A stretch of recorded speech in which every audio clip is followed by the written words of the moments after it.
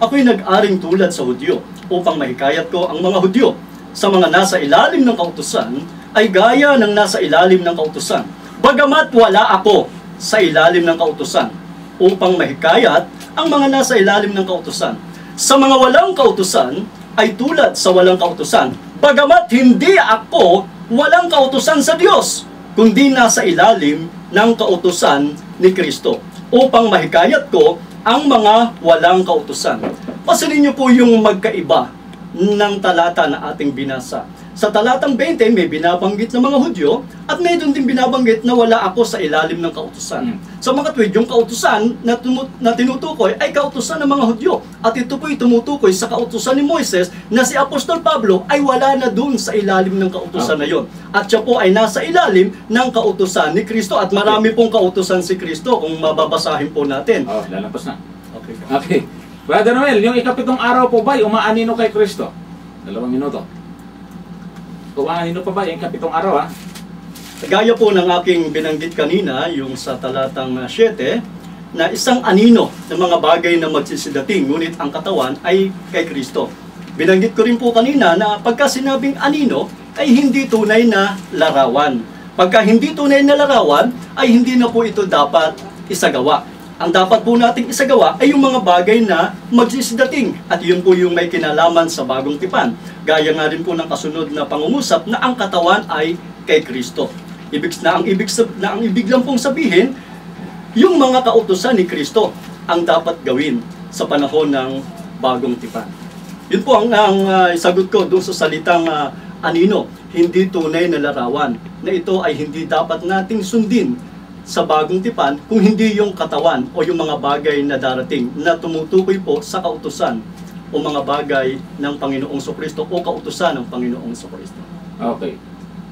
Yung Colossus 2:16 po hanggang 17, hindi ho tumutukoy sa ikapitong araw ng Sabat yon, kundi tumutukoy sa mga Sabat na anino sa pagdating ni Kristo, and that is ceremonial Sabat. Yung pong Sabat na ikapito, ang sinisagisagan po niyan ay hindi po yung pagdating ni Kristo, kundi yung pong paglalang. Ang sabi po doon sa aklat ng Exodo 20, talatang 8 hanggang 11, ipangingilin ninyo ang araw ng Sabath. Sa talatang 11, binanggit yung dahilan, sapagkat nilikha ng Diyos ang langit at lupa sa loob ng 6 na araw, at nagpahinga sa ikapitong araw na pinagpala ng Panginoon ang araw ng Sabat at pinakabanal. The main reason ng ikapitong araw ay dapat ipangilin is pointing backward to the creation. While the ceremonial Sabbath, yung pong mga Sabbath na nasa Levitico 23, pito po yun, Libo, Day of Atonement, Feast of the Trumpet, Feast of the Tabernacles, yan po ay humahangga at umaanino sa pagdating ng ating Panginoon Kristo. Pero yung ikapitong araw, ang tinutukoy ng creation, hindi po yung pagdating ni Mesiyas. Okay. Mula kay Brother Jerry naman, ang haba ito, balisan ko na. Brother Jerry, magaling yung kadibate mo, kalmado at maliwanag ang kanyang mga pahayag, pero di ako pwedeng kumanib sa kanyang samahan. Iba naman din ang uto ka lang yata. Malayo ang pagkakaiba sa'yo. Tungkol sa human being na dapat mangilin ng Sabat, ang Hudyo ay human being. Pati ang lahat ng tao, sa lahat ng dako. Pero di totoo na utos sa lahat ng tao na ipangilin ang Sabat. Patunay na mali ang turo ng SDA ay ang aklat ni Daniel. Wala namang talata. Sige. Salamat po at sumag-ayon din naman siya pala na yung Marcos 2:27, human being at tinutukoy. Pero hindi siya sang-ayon na para sa lahat ng tao. Oo. Parang medyo malabo yata, kapatid. Hindi ko maintindihan. Ginawin mo na lang. I-reconcile mo yung salitang human being at hindi iniutos sa lahat ng tao. Parang ang punto niya kasi hindi naman inutusan doon sa Marcos 2:27. Nga po sinasabi natin ay bakit doon ka maghahanap sa talata na hindi nag-uutos? Hindi doon ka maghanap sa talata na nag-uutos. At yan naman ay pinatunayan natin sa mga talata ng bagong tipan. Katulad halimbawa ni Apostol Pablo sa 17 ng aklat ng Gawa. Ang mga Kristiyano sa Antioquia, Gawa 13, 42 at 44. At iba pang mga talata ng bagong tipan na talaga hong nagpapatunay na pinahahalagahan pa rin nila ang pagsunod sa araw ng Sabat. Bagamat hindi natin nababasa ng letra por letra na inutusan sila, ay sapagkat meron ng umiiral na utos. At isang tao, kapag kayan ay nakaupo, hindi mo nautusan, umupo ka. Bawa, Brother Johnson, umupo ka! Aba, nakaupo na, uutusan mo ba yan? Kapag ang isang tao utusan mong umupo na nakaupo na, may problema yung nag-utos. Ano ho? Ganun lamang po yun, mga kaibigan. Okay, galing ah. Hindi na uubos yung 2 minuto. Sige.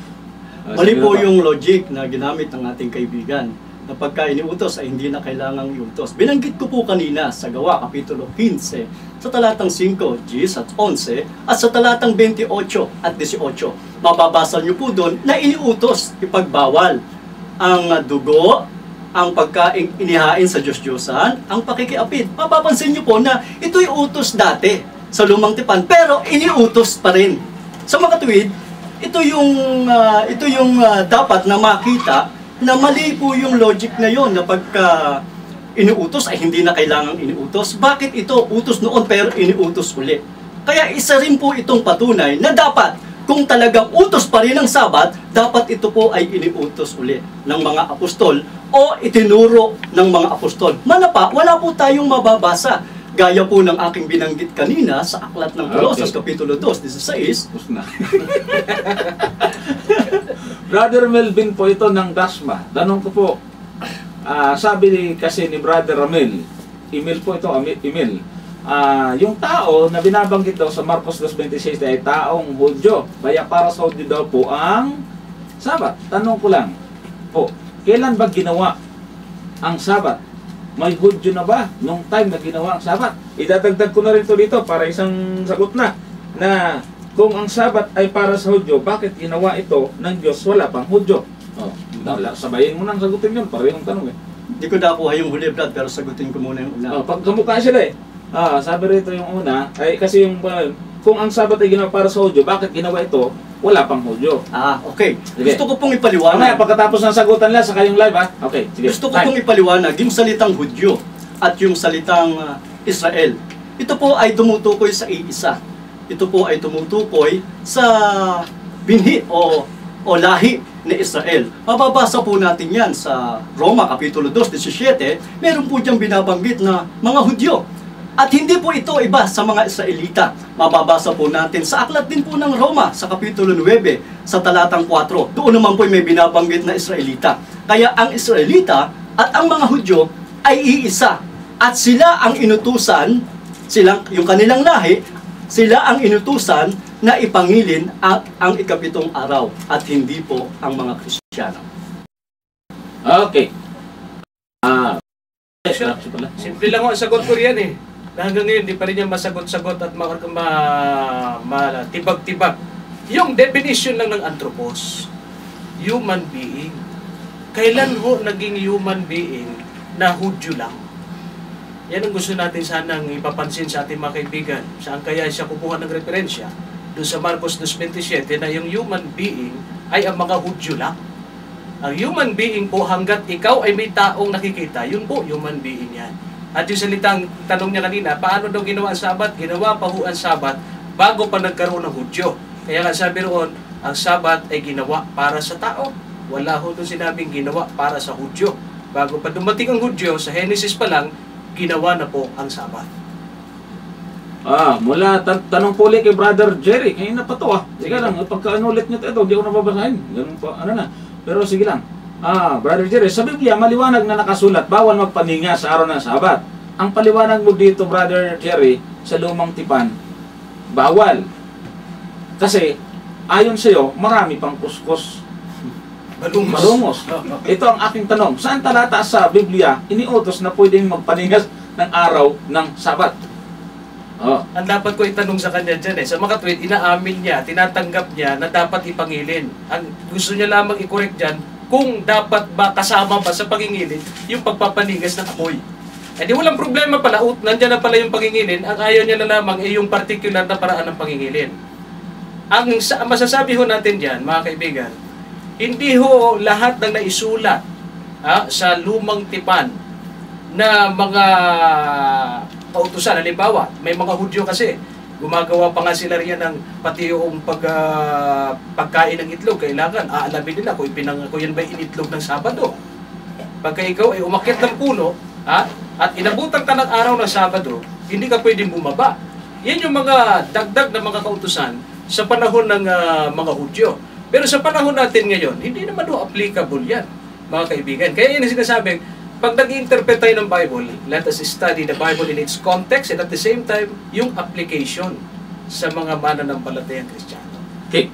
Yeah. Mali po yun. Ay, nako, nalimutan ko yung ano. Sige, tapusin mo yan, nalimutan ko yung Yung live. pong sinabing huwag kang gagawa, ang isang halimbawa po ng huwag kang gagawa ay huwag kang magpapaningas ng apoy.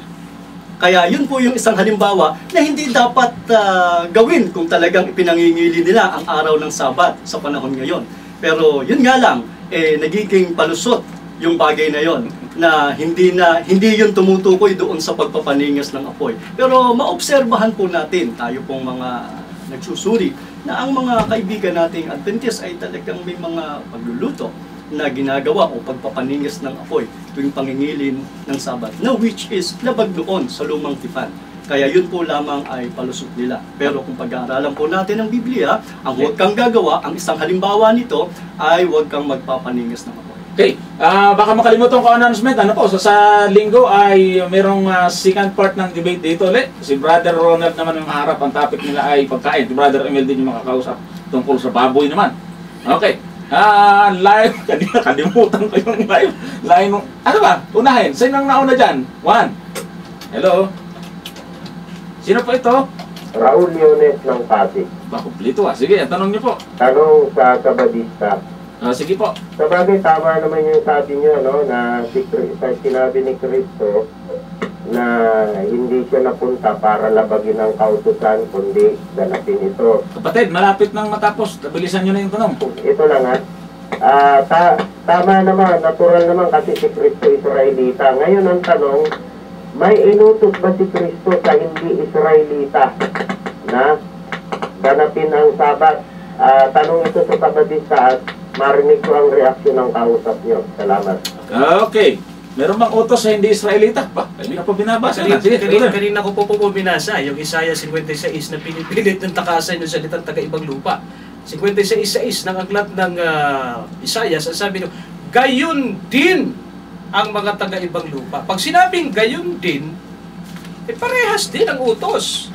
Gayon din ang mga taga-ibang lupa na nakikilakip sa pangalan ng Panginoon. Bawat nangingili ng Sabat, iniutos. Maging taga-ibang lupa. Ngayon, ang tanong sa panahong Kristiyano, nasasaklaw ba sila doon sa utos na yon? Kaya nga binasa na natin yung mga Kristiyano sa Antioquia, nangili ng Sabat, Brother Johnson. Halimbawa, yung ating babasahin dito, ito, gusto kong gamitin ito, yung aking mga referensya nito, hindi man lang nakalkal kahit isa Dahil hindi na ho natin nabigyan ng panahon. Dito sa aklat ng Acts chapter 13, ang sabi po rito sa the Contemporary English Version, ang sabi po rito, people of Israel and everyone else who worship God. Sa page, sa 26, pay attention all of you Gentiles who hear to worship. Ano po ang kanilang ginagawa? Mga Hintil at mga Hudyo na nag-worship. Sa talatang 42 at 43, sabi dito, as Paul and Barnabas were leaving the meeting, the people begged them to say more about these things. On the next Sabbath, after the services, many Jews and a lot of Gentiles who worship of God. Anong araw po yun? Sabbath. Sige. Yan po. 1 minute. Okay. Kung pag-aaralan po natin ang lumang tipan, ang pinili pong bansa ay ang Israel at hindi po lahat ng mga bansa. Ang Israel ay higit kaysa sa lahat ng mga bansa. At yung binabanggit na taga-ibang lupa, yun po yung nakikilakip. Pero hindi nangangahulugan na ang pangingili ng Sabat ay utos na sa lahat ng bansa. Meron po akong babasahin sa aklat ng Awit, 147 sa talatang 9 at 20. Ganito po ang ating mababasa. Kaniyang pinabatid ang kanyang salita sa Jacob, ang kanyang mga palatuntunan at mga kahatulan sa Israel. Siya'y hindi gumawa ng gayon sa alinmang bansa. Tungkol sa kanyang mga kahatulan, hindi nila nalalaman, purihin ninyo ang Panginoon. Pansinin niyo po, nagpabatid ng salita sa Jacob. Pero hindi siya gumawa ng anumang gawa noon, nung pagpabatid ng salita, sa alinmang mga bansa. Kaya hindi utos sa lahat ng mga bansa. Okay. Line 2. Hello. Hindi na po ito. Brad Roy. Sige po. 5 minuto lang. Bilisan mo yung tanong. Ano mong gawa? Kasi yung general hindi natin mabulat na sama na kumitin ka ng buhay di anong klaseng gawa sa araw ng Sabat ito ay nagkakasala. Ito ba yung nagaganap? Kasi nakasulat din kahit din ay paliwanag na Apa, sige po. Sa batas ba ng Sabat ay may binago? Kasi may ceremony. Wala akong Okay, napapagod. sige. Sige, baka hindi na masagot pag pinatagal mo pa eh. Anong talatang magpapakita ng katunayan na magpapatibay na ang pagpigil ng buhay ay hindi gawa kasi gawa sinunubay? Okay, sige po. May problema doon sa anumang gawa, Brother Jerry. Liwanagin mo nga, lahat ba ng anumang gawa ay talagang hindi? Abay, pati yung kumain, bawal gawa din yun eh. Hindi naman ibig sabihin nun bawal kumain sa araw ng Sabat. Yun lang po, magsuklay ka ng buhok mo, gawa mo din yan eh. Pero bawal ba yun sa araw ng Sabat? May nagluluto nga Sabat. Oo, yun nga lang kung magtaas ka ng kutsara mo, gawa yan. Pero yan ay hindi labag sa Sabat kasi yan po ay hindi po nag-exert ka ng effort para malabag mo ang araw ng Sabat. Yung binabanggit po na mga gawa na nakakapagbigay kalabag sa araw ng Sabat, ito po yung mga sekular na gawa na may kinalaman sa pag-aani, may kinalaman sa pagtatrabaho, may kinalaman po sa mga secular things na ayaw ng Panginoon, yung mga gawang yun. Pero yung pong pagkain, yung pong pagsuklay ng buhok, yan po ay hindi labag na labag sa Sabat, kamukha ng pagkitin ng buhay. Okay, sige. Tungkol po sa paggawa ng araw ng Sabi Sabat, narito po ang isang halimbawa sa aklat ng Exodus Kapitulo 16 sa talatang 23. At kanyang sinabi sa kanya, ito ang salita ng Panginoon. Bukas ay takdang kapahingahan, banal na Sabat sa Panginoon. Ihawin ninyo ang inyong iihawin, at lutuin ninyo ang inyong lulutuin. Sa lahat na nalabis ay itago ninyo sa ganang inyo na inyong ititira hanggang sa kinabukasan. Okay. Kaya ito po ay isang halimbawa na huwag gagawin, katulad po ng pag-iihaw, katulad po ng pagluluto. Ika-6 na araw, iyahanda po ito, pero sa ika-7 araw, hindi na po ito dapat gawin. Isa Okay. pong halimbawa. Yan, salamat po at wala na po tayong oras. Para na po ito sa extra po natin. Dali. Okay, sa susunod po. At mamaya ay meron din po kaming debate ni Pastor Carreño dito sa Arcelias. Punta po kayo. Maganda ito. 10 utos yung aming paksa. At sa susunod na linggo, Brother Ronald naman at Brother Emil, may kinalaman po sa pagkain. Ano po, yung mga bawal, no? Bawal pang ba ngayon? No? Bahala na kung ano, i-announce natin eksaktong paksa. At kami po ay nagpapasalamat sa lahat. Napakaraming tanong. Nako, daming tanong dito, hindi na naubos. Sa susunod siguro, pero ibang paksa naman yan, bahala na. Sagutin lang ito sa susunod. Salamat Brother Emir sa inyong pagpunta rito, inyong kasamahan. At nagpasalamat kami sa lahat ng nakibahagi sa programang ito. Brother Jerry, tayo manalangin. Tayo po'y manalangin. Maraming salamat dakila namin Diyos sa inyong pakikisama sa pamamagitan ng Santong Espiritu sa aming pong mga paksang tinalakay. Bagamat magkaiba po kami ng paniniwala, pero nakikita po ng inyong mga lingkod kung ano po ang katotohanan. Nais po namin na baligtas at mapabilang po sa inyong mga lingkod na inyong binigyan ng araw ng Sabat sapagkat ito'y tanda ninyo bilang dakilang Diyos na manlalalang at kami ay inyong bayan na sumusunod sa inyong banal na kalooban. Pagpalain niyo po kami sama-sama at patuloy pong sumaamin ng inyong biyaya at pagpapala sa pangalan po ni Jesus. Amen. Kumbitin kayo rito. Punta kayo sa Arcelias. Bakbakan doon yan. Yun lang. Mga oras yata na abot doon eh. Oo, Okay. Kami po ng Pastor Carreño at 10 utos. Yan. May babatiin itong matangkad. Ayan. Lalaki. Sige na. Happy Father's Day po sa lahat at lalong-lalo na sa aking papa na si Juanito Pacubas. Sige, dyan. Ako po ibabati po sa mga taga Rooftop Church. Salamat po sa inyong pagtanggap kahapon. Salamat po kay Brother Robert Rodelas, kala Mr. and Mrs. Go.